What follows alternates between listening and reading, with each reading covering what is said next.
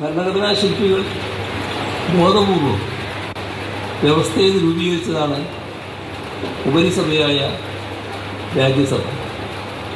രാജ്യസഭയിൽ ഭൂരിപക്ഷമില്ലാത്തതുകൊണ്ട് പല വിഷയങ്ങളിലും BJPക്ക് പിന്നോക്കം പോകേണ്ടി വന്ന ചരിത്രമുണ്ട്. പലപ്പോഴും മറ്റ് കക്ഷികളെ കൂട്ടുപിടിച്ചും മറ്റുമാണ് ചില ബില്ലുകളിൽ പാസ്സാക്കിയെടുക്കാറ്.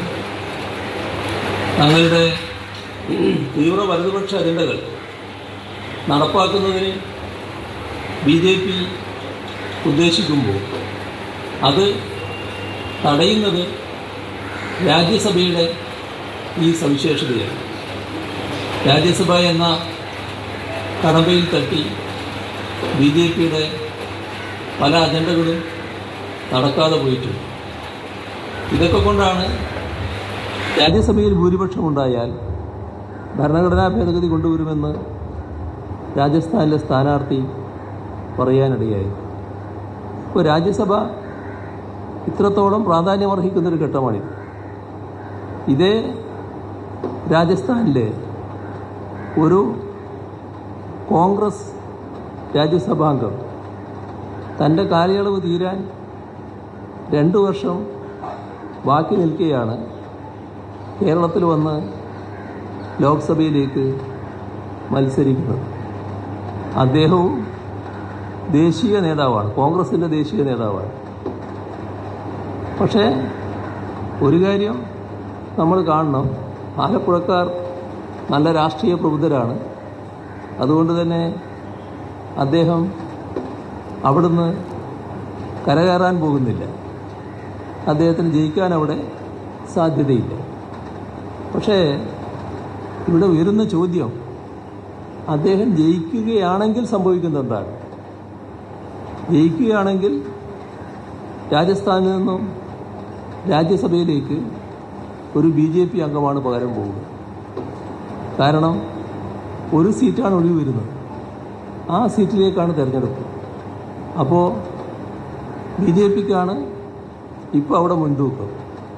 ആ BJPയുടെ സ്ഥാനാർത്ഥി ജയിച്ചു പോവുകയാണ് ചെയ്യുക.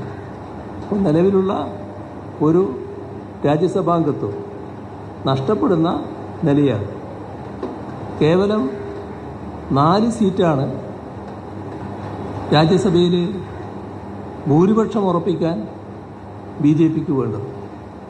അപ്പോൾ BJPയുടെ രാജ്യസഭാ സീറ്റുകളുടെ എണ്ണം വർദ്ധിപ്പിക്കാനുള്ള കൊട്ടേഷൻ ഇവിടെ കോൺഗ്രസും കോൺഗ്രസ് സംഘടനാ ജനറൽ സെക്രട്ടറിയും എടുത്തു എന്നാണ് കാണേണ്ടത്.